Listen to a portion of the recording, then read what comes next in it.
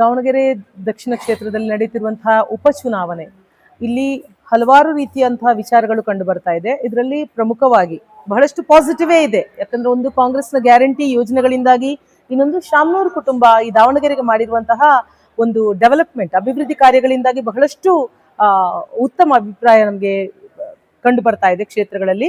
ಆದ್ರೆ ಕೆಲವೊಂದು ಕಡೆ ಬಾಯ್ಕಾಟ್ ಕಾಂಗ್ರೆಸ್ ಅಂತ ಕೆಲವೊಬ್ರು, ಅಥವಾ ಬಾಯ್ಕಾಟ್ ವೋಟ್ ಅಂತ ಕೆಲವೊಬ್ರು ಹೇಳೋದನ್ನ ಕೇಳಲ್ಪಟ್ಟೆ. ಇದನ್ನು ಕೇಳಿ ನನಗೆ ತುಂಬಾ ಬೇಜಾರಾಯಿತು. ಯಾಕಂತ ಹೇಳಿದ್ರೆ, ಮೊದಲನೇದಾಗಿ ಮತದಾನ ನಮ್ಮ ಹಕ್ಕು, ಅದು ನಮ್ಮ ರೈಟ್. ನಮ್ಗೆ ಯಾರು ಸೂಕ್ತರು ಅಂತ ಅನಿಸಿದವರನ್ನ ನಾವು ಆಯ್ದುಕೊಳ್ಳೋದು ಒಬ್ಬನ ಶಕ್ತಿ.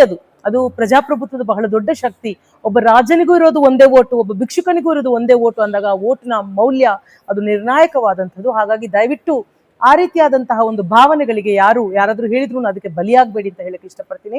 ಹಾಗೇನೆ ಕೆಲವರು ಬಾಯ್ಕಾಟ್ ಕಾಂಗ್ರೆಸ್ ಅಂದ್ರು, ಅದು ಅತ್ಯಲ್ಪ ಮಂದಿ ಆದ್ರೂ ಅದು ಅನ್ಯಾಯಯುತವಾದ ಹೇಳಿಕೆ ಅಂದಾಗ ನಾವು ಅದನ್ನು ಹೇಳಲೇಬೇಕಾಗತ್ತೆ.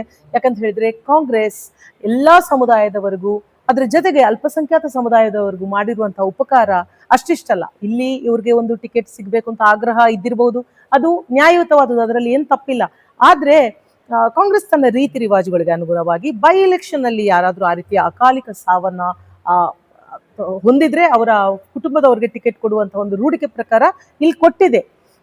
ಅದಕ್ಕೆ ಅವರು ಸಣ್ಣ ಪುಟ್ಟ ಒಂದು ವೈಮನಸ್ಸು ಬೇಜಾರು ಇದ್ರೂ ಅದ್ರಲ್ಲಿ ಏನ್ ತಪ್ಪಿಲ್ಲ. ಆದ್ರೆ ಆ ಕಾರಣಕ್ಕೋಸ್ಕರ ಅಲ್ಪಸಂಖ್ಯಾತರನ್ನು ಇಷ್ಟೊಂದು ಬಾರಿ ಪೊರೆದಿರುವಂತಹ 9 MLA ಕೊಟ್ಟಿರುವಂತಹ ಒಂದು ಸುಮಾರು 20ಕ್ಕೂ ಹೆಚ್ಚು ವಿವಿಧ ಅಧ್ಯಕ್ಷಗಿರಿ ಸ್ಥಾನವನ್ನು ಕೊಟ್ಟಿರುವಂತಹ, ವಿವಿಧ ನಿಗಮ ಮಂಡಳಿ ಬೋರ್ಡ್ಗಳಲ್ಲೆಲ್ಲ ಕೊಟ್ಟಿರುವಂತಹ, ಹಾಗೇನೆ ಒಬ್ಬ ಸ್ಪೀಕರ್ ಅನ್ನು ಕೊಟ್ಟಿದ್ದಾರೆ, ಹಲವಾರು ರಾಜ್ಯಗಳಲ್ಲಿ ಮುಖ್ಯಮಂತ್ರಿಗಳನ್ನ ಮಾಡಿದ್ದಾರೆ ಅಲ್ಪಸಂಖ್ಯಾತರನ್ನ. ಇಂತಹ ಒಂದು ಹಿನ್ನೆಲೆ ಇರುವಂತಹ ಕಾಂಗ್ರೆಸ್ ಅನ್ನ ಬಹಿಷ್ಕಾರ ಮಾಡಿ ಅಂತ ಯಾರಾದ್ರೂ ಹೇಳಿದ್ರೆ, ಅದು ನೀವು ಮತ್ತೆ ಯೋಚನೆ ಮಾಡ್ಬೇಕು. ಈ ರೀತಿ ಹೇಳಿಕೆ ಮೂಲಕ ಯಾರನ್ನ ತರ್ಲಿಕ್ಕೆ ನೋಡ್ತಾ ಇದ್ದೀರಿ ನೀವು? ಯಾರಿಗೂ ಉಪಕಾರ ಮಾಡ್ಲಿಕ್ಕೆ ನೋಡ್ತಾ ಇದ್ರಿ?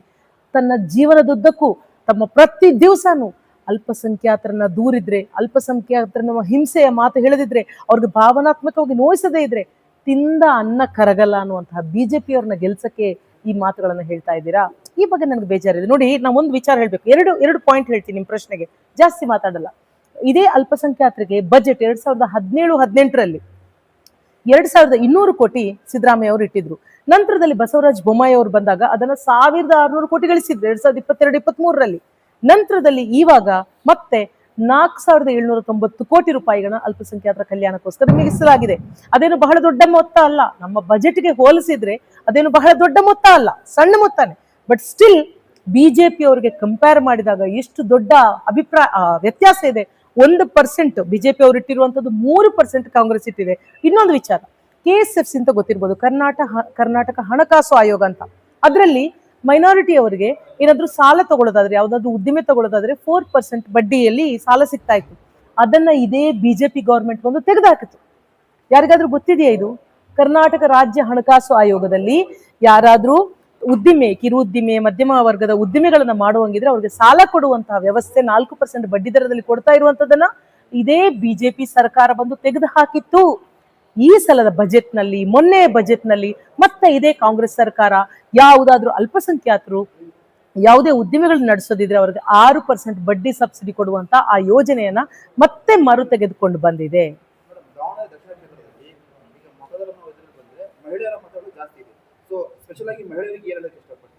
ಮಹಿಳೆಯರಿಗೆ ನಾನು ಹೇಳ್ಬೇಕು ಅಂತಿಲ್ಲ, ಮಹಿಳೆಯರು ನಮ್ಗೆ ಹೇಳ್ತಾರೆ. ಯಾಕಂದ್ರೆ ಇವತ್ತಿನ ದಿವಸಗಳಲ್ಲಿ, ಇವತ್ತಿನ ಆಗಿರುವಂತಹ ಬೆಲೆ ಏರಿಕೆ ಮತ್ತು ಖರ್ಚಿನ ವಿಚಾರದಲ್ಲಿ ಸ್ವತಃ ಅಣ್ಣ ತಮ್ಮಂದ್ರೆ ಒಂದು 500 ರೂಪಾಯಿ, 1000 ರೂಪಾಯಿ ಕಡ ಕೇಳಿದ್ರೆ ಕೊಡುವಂತಹ ಪರಿಸ್ಥಿತಿಯಲ್ಲಿ ಅವರವರ ಕುಟುಂಬದ ಭಾರನೆ ಅವ್ರಿಗೆ ಜಾಸ್ತಿ ಆಗಿದೆ. ಅಂತದ್ರ ಕುಟುಂಬಿಕರು ಕೇಳಿ ನೋಡಿ ಅಲ್ವಾ, 2000 ರೂಪಾಯಿ ಕೇಳೋದು, ಒಂದು ಕಡ ಕೇಳಿದ್ರು ಸಿಗುವಂತ ಪರಿಸ್ಥಿತಿಯಲ್ಲಿ ಇಲ್ಲ.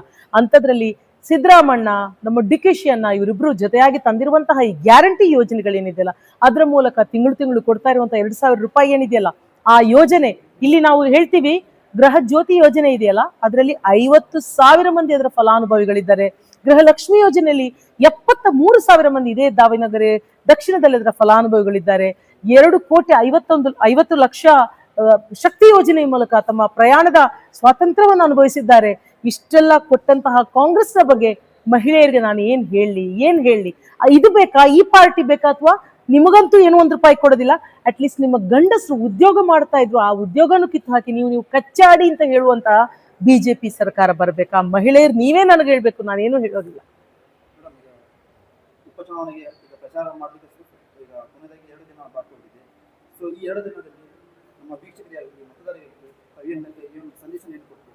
ಮತದಾರರಿಗೆ ಹೇಳಲಿಕ್ಕೆ ಇಷ್ಟಪಡುವಂಥದ್ದೊಂದೇ, ತಾತ್ಕಾಲಿಕವಾದಂತಹ ಯಾವುದೇ ಭಾವನಾ ಪ್ರವಾಹಗಳನ್ನು ಬದಿಗಿರಿಸಿ ಲಾಜಿಕಲ್ ಆಗಿ ದೂರದೃಷ್ಟಿಯಿಂದ ಯೋಚನೆ ಮಾಡಿ ಯಾರಿಗೆ ವೋಟ್ ಹಾಕಿದ್ರೆ ಯಾವ ರೀತಿ ಬೆನಿಫಿಟ್ ಆಗುತ್ತೆ. ಕಾಂಗ್ರೆಸ್ ನಿಮ್ಗೆ ಏನೇನು ಕೊಡ್ತಾ ಇದೆ, ಅದೇ ಬಿಜೆಪಿ ಸರ್ಕಾರ ಇದ್ದಾಗ ನಿಮ್ಮನ್ನು ಯಾವ ರೀತಿ ನಡೆಸ್ಕೊಂಡಿತ್ತು, ಬರೇ ಮಹಿಳೆಯರನ್ನು ಮಾತ್ರ ಅಲ್ಲ, ಪುರುಷರನ್ನು, ಮಕ್ಕಳನ್ನು, ಶಾಲೆಗೆ ಹೋಗೋರನ್ನು ಯಾವ ರೀತಿ ನಡೆಸ್ಕೊಳ್ತಾ ಇತ್ತು, ಅದೇ ಕಾಂಗ್ರೆಸ್ ಯಾವ ರೀತಿ ನೋಡ್ಕೊಳ್ತಾ ಇದೆ. ಒಂದು ಟಿಕೆಟ್ನ ವಿಚಾರ, ಅದರಲ್ಲೇ ಎಲ್ಲ ಅವರ ಅರ್ಹತೆ ಅಲ್ಲಿ ಇಲ್ಲಿ ಸಾಬೀತಾಗೋದಿಲ್ಲ. ಓವರ್ ಆಲ್ ಆಗಿ ಪ್ರತಿ ಸಮುದಾಯಗಳನ್ನು ಯಾವ ರೀತಿ ಕಾಂಗ್ರೆಸ್ ನೋಡ್ಕೊಂಡು ಬಂದಿದೆ, ಹೊರೆಯುತ್ತಾ ಬಂದಿದೆ, ಸಲಹುತ್ತಾ ಬಂದಿದೆ. ವಿಶೇಷವಾಗಿ ಶಾಂತಿ ಸೌಭಾಗ್ಯದ ಒಂದು ಸೌಹಾರ್ದದ ವಾತಾವರಣದಲ್ಲಿ ನಮ್ಮ ಜೀವನ ನಡೆಸ್ಕೊಳ್ಳುವಂತಹ ಒಂದು ವಾತಾವರಣ ಇದೆ. ಗ್ಯಾರಂಟಿ ಯೋಜನೆಗಳಿದ್ದಾವೆ.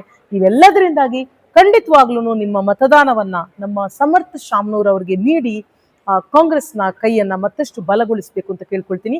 ಆ ಮೂಲಕ ಸಮಾಜದಲ್ಲಿ ಕಾಂಗ್ರೆಸ್ನ ವಿನ್ನಿಂಗ್ ಮಾತ್ರ ಅಲ್ಲ, ಇಲ್ಲಿ ಪಕ್ಷದ ವಿನ್ನಿಂಗ್ ಮಾತ್ರ ಅಲ್ಲ, ನನ್ನ ಸ್ವಾರ್ಥ ಕೂಡ ಇದೆ. ಸಮಾಜದಲ್ಲಿ ಶಾಂತಿ ಸೌಹಾರ್ದದ ವಾತಾವರಣಕ್ಕೋಸ್ಕರ ಕಾಂಗ್ರೆಸ್ಗೆ ನೀವು ಮತ ಹಾಕ್ಬೇಕು ಅಂತ ನಾ ಕೇಳ್ತೀನಿ.